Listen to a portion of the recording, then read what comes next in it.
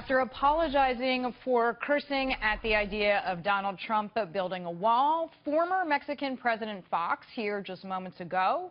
Here was the follow-up.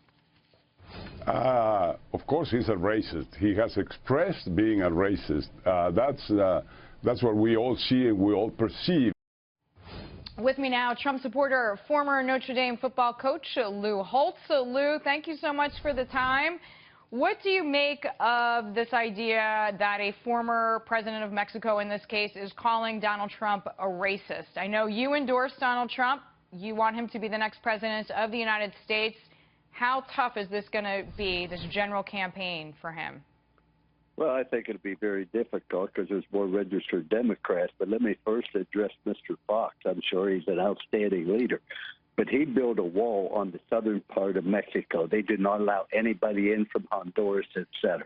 Now, that makes him a racist, and you cannot have a country. Lou, I almost want you to slow down because I think that's something big that maybe not everyone's aware of. I'm just going to repeat what you said. President Fox built a wall in his own country between Mexico and Honduras and was not accused of being a racist. That is my understanding. I have not seen the wall myself. That's what I understand. It's because they want to protect who comes in. Now, you try to become a citizen of Mexico. Try to go down there and buy property. It's very, very difficult for American citizens to do it. And what happens is the minute somebody can't support anything with facts, first thing they say, he's a racist. It's just the same old game that people play all the time. If you don't have borders, you absolutely have no country whatsoever. I can give you all the reasons why I support President Donald Trump. Because you look at the unemployment. I'm talking about the number of people working. Don't give me that 5%. We have less people working today than we had 40 years ago. More people. Lou, I'm so glad you brought that up. Every time we talk about jobs, I bring up that exact statistic, the labor force participation rate. And to your point, you have to go back to the late 70s or early 80s, which, as some people know, means there's a lot of citizens who have just given up looking for work. Let's remember this. We have more people in the country today than we did 40 years ago also. Right. And then we have the amount of debt. We have double debt in the last 8 years. You look at the different problems we have in this entire country. And the other thing that bothers me is education.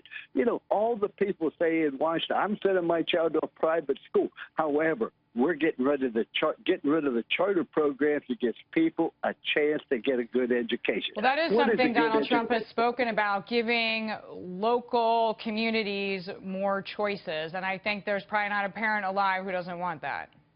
Well, I think the whole thing we need to teach young people is how to make good choices, wherever you are, teacher, because of choices you make. The reason Donald Trump is going to be the nominee is because the choices that people made in Washington when they were sent there and controlled the House and the Senate. They made bad choices. They chose not to do absolutely anything, and that's why there's been a backlash, and that's how you have an outsider like Donald Trump going to get the nomination. So, Lou, you mentioned the fact that he is an outsider, and that's why a lot of people like him.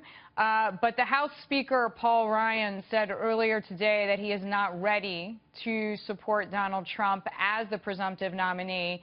And the House Speaker, or rather Donald Trump, just made a statement saying he's not ready to support the agenda of House Speaker Paul Ryan. Is this a sign that things will change? Well, I think that what people have to come to realization is that we might have a difference of opinion, but we should not have a problem. Okay. We don't have a problem as long as we have the same objective. And not only that, let's remember this, the Supreme Court appointee is going to be absolutely important. Now, if they want to sit back and say, okay, I'd rather go this direction, then I just think that is absurd and insane. Absurd and insane. So you think that if he is elected, that in D.C., we'll see patterns that need to be change? I think that all the changes need to be made. is to give people a chance to be successful. And people don't realize the talent and ability they have. And you do not help people by giving them everything. Give them an opportunity. Teach them how good they are. Teach them to make good choices. And I want to tell you, you do not help anybody's self-respect by giving them something that they don't earn. Give them a chance to earn it. I know we have to help people, but I've learned this in coaching.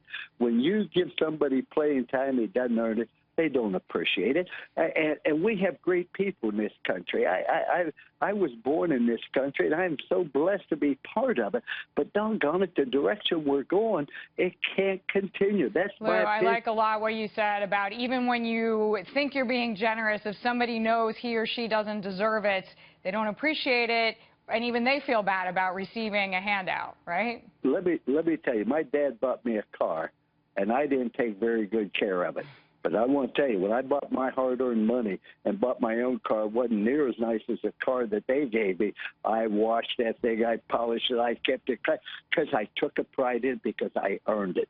Lou, that is a great message and a great story for us to remember. I just want to ask you one more thing, because the people who criticize Donald Trump say he doesn't have any political experience, he doesn't have any military experience. As somebody who wants to see him as next president, what is your answer to those concerns? Well, I served as an officer in the Army, but let me tell you why. I think he has a good chance to be a very good president because he's a leader. I've been to his golf course. I've been to his hotel. I've talked to the people that work for him. You do not build the type of empire he has built without being a leader. And a leader is having a vision and a plan. He has a vision where he wants to take this country and a plan.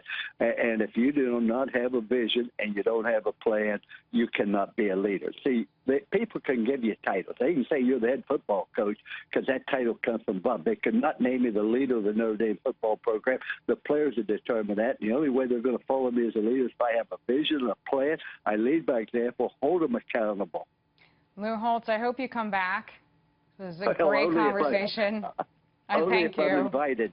Oh, you're open invitation. Lou Holtz with me there.